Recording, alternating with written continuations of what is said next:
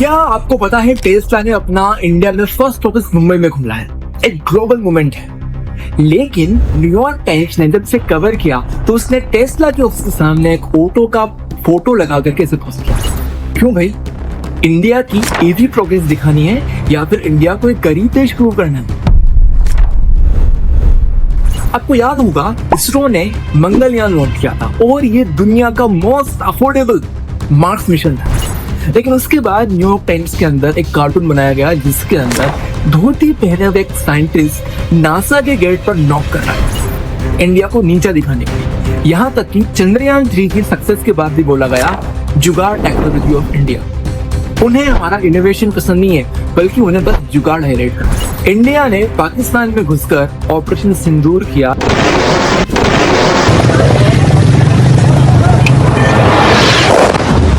जो कि एक टेररिस्ट अटैक के रिटेलिएशन में था।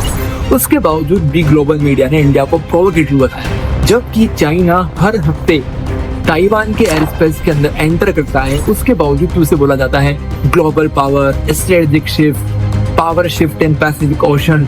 एयर इंडिया का प्लेन अहमदाबाद में क्रैश किया।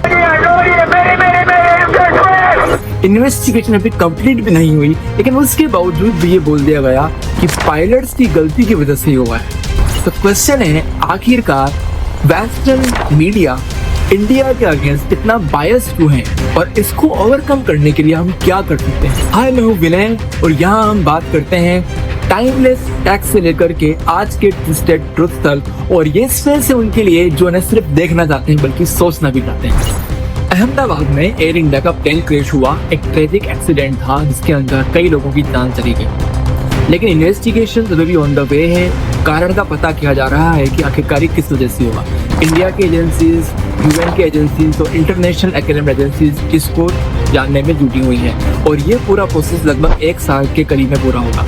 अभी जो रिपोर्ट नहीं है वो सिर्फ इनिशियल रिपोर्ट्स हैं, लेकिन उसके बावजूद भी न्यूयॉर्क टाइम्स ने न्यूज़ में छाप दिया कि ये घटना पायलट्स की गलती की वजह से हुई है, क्योंकि उन्होंने खुद ही फ्यूल स्विच ऑफ कर दिया।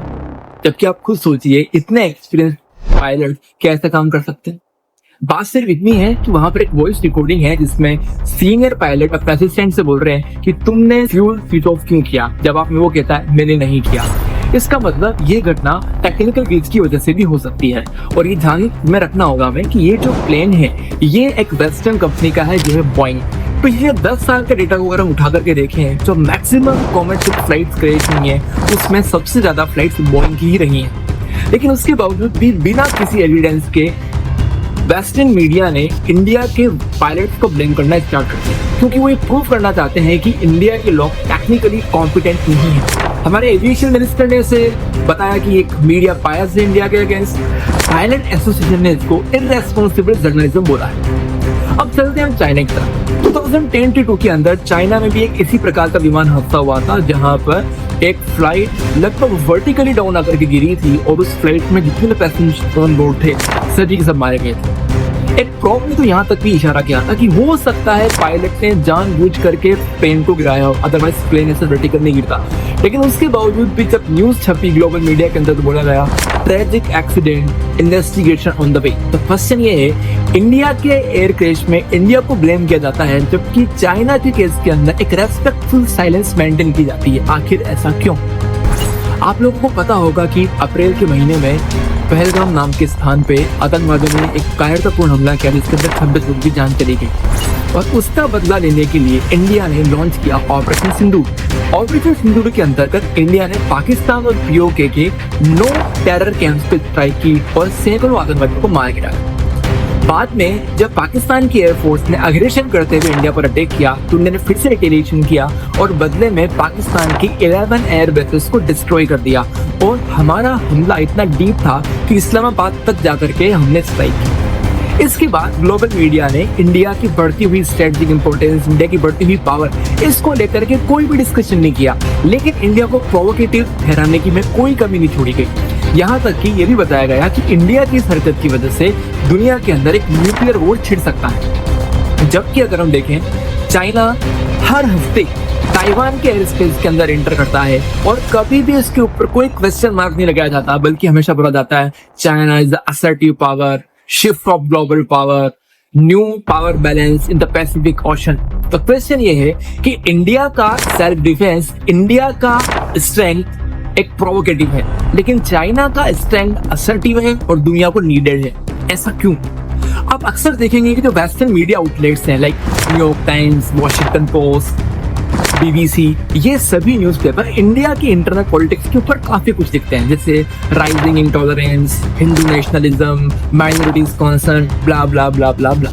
लेकिन चाइना के ऊपर कभी एक सवाल भी नहीं बोलते, जबकि इंडिया एक डेमोक्रेटिक कंट्री है और चाइना के अंदर कोई भी डेमोक्रेसी नाम की चीज नहीं है। वहां पर सिर्फ वन पार्टी रूल है, वहां तो एक अपोजिशन पार्टी तक भी नहीं है। अगर हम देखें माइनॉरिटीज की बात, तो चाइना अपने यहाँ पर उइगर मुस्लिम्स के लिए डिटेंशन कैंप बनाता है तो उसके अंदर रखता है, और वहाँ के जो स्टूडेंट्स हैं उनको तियानमेन स्क्वायर के ऊपर कुचल दिया जाता है। मीडिया को कोई छूट नहीं है, यहाँ तक कि वेस्टर्न मीडिया का भी बहुत लिमिटेड एक्सेस है। उसके बावजूद भी सारा ब्लेम गेम सिर्फ इंडिया के लिए किया जाता है, चाइना को उसमें भी बरी कर दिया जाता है। 2020 में अमेरिका ने ईरान के जनरल कासिम सुलेमानी को एयर स्ट्राइक करके मार गिराया। एक ड्रोन स्ट्राइक थी जिसमें इजराइल ने भी उनका सपोर्ट किया था। न्यूज छपी, strategic move, bold leadership, national defence. Now fast forward to 2023, Canada के अंदर एक आतंकवादी निज्जर मारा गया। किसने मारा नहीं पता, लेकिन सिंस वो इंडिया की टेररिस्ट लिस्ट के अंदर था, भारत ने उसको घोड़ा घोषित किया हुआ था, तो सारा ब्लेम इंडिया के ऊपर कहा गया और बोला गया कि इंडिया एक फॉरेन सोइल के ऊपर एक सिटीजन का मर्डर कर रहा है, और उसके लिए आर्टिकल छापे गए अलग अलग मीडिया आउटलेट्स के अंदर। और यहाँ तक कि एक मैगजीन ने तो इंडिया के एक मिनिस्टर का नाम छाप करके बोला कि इस मिनिस्टर ने उस मर्डर के लिए इंस्ट्रक्शन दिए थे, जबकि ऐसा कोई भी प्रूफ या एविडेंस किसी भी मीडिया आउटलेट या किसी भी गवर्नमेंट सोर्स के पास नहीं है। तो क्वेश्चन ये है कि अगर एक टेररिस्ट को अमेरिका या इजराइल मारते हैं तो वो एक नेशनल डिफेंस का मूवमेंट है, लेकिन अगर वही एक्शन इंडिया लेता है या फिर वो एक्शन इंडिया से जुड़े हुए टेररिस्ट के अगेंस्ट में ले जाता है, तो क्यों इंडिया को बदनाम किया जाता है? तो अब हम चर्चा करेंगे इस बात पे, आखिर क्यों इंडिया के अगेंस्ट ये बैड एक्शन करता है। Number, India western elite gang का हिस्सा नहीं है। इंडिया अमेरिका या यूरोप के किसी भी कंट्री के दबाव में आकर के काम नहीं करता है। जैसे फॉर एग्जांपल यूक्रेन और रशिया के वॉर के बाद यूरोपियन यूनियन एंड अमेरिका ने कोशिश की थी कि इंडिया रशिया के साथ भी ट्रेड डील्स हैं, जितने भी डिफेंस इंपोर्ट्स हैं और जितनी भी ट्रेड डील्स हैं उनको कैंसिल कर दे, लेकिन इंडिया ने ऐसा नहीं किया। क्यों?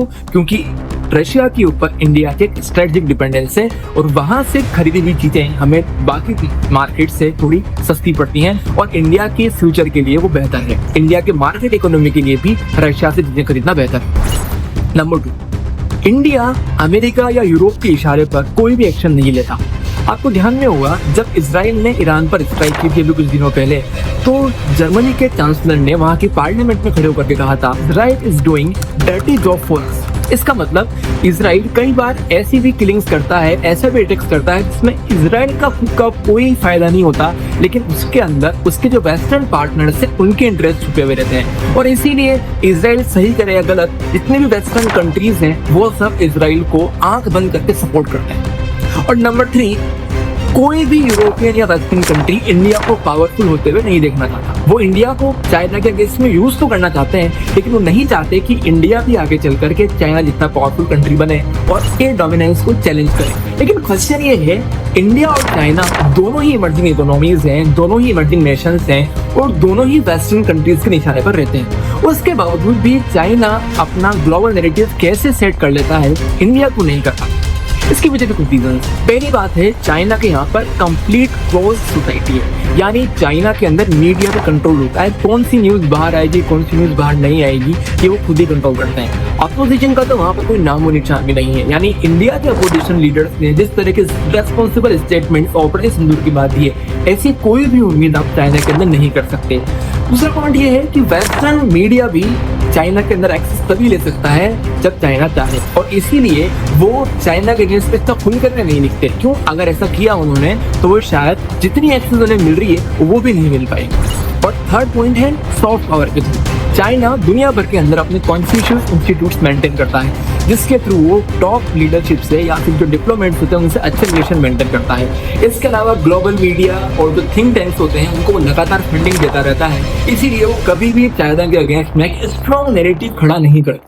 यानी रीजन बहुत सिंपल है, चाइना अपना नैरेटिव खुद बनाता है जबकि इंडिया अपना नैरेटिव दूसरों को सेट करने का मौका देता है। इंडिया ग्रो कर रहा है, space, technology, engineering, military tech, हर फील्ड के अंदर इंडिया ग्रो कर रहा है। लेकिन दुनिया सिर्फ डेटा नहीं देखती, दुनिया नैरेटिव से चलती है। यहाँ पर दो लेसन्स हम ले सकते हैं। नंबर 1, पॉलिसी मेकर्स के लिए सिर्फ डेवलपमेंट से काम नहीं चलेगा, बल्कि हमें दुनिया भर के अंदर story tellers, media, think tanks, इनके साथ भी कोलैबोरेट करना पड़ेगा और हमारा नैरेटिव खुद करना पड़ेगा। और दूसरी बात है हमारे सिटीजन्स के लिए, भाई कभी भी वेस्टर्न मीडिया के बहकावे में आकर के कुछ भी मत मान लिया करो और उनसे वैलिडेशन लेने की कोशिश मत किया करो। जरूरी नहीं है कि जो उन्होंने लिखा है वो सच ही हो। और इस दुनिया के अंदर अगर इंडिया की पावर को बढ़ाने में कंट्रीब्यूट करना है तो हमें भी अपना परसेप्शन, अपना नैरेटिव बाहर रखना ही पड़ेगा।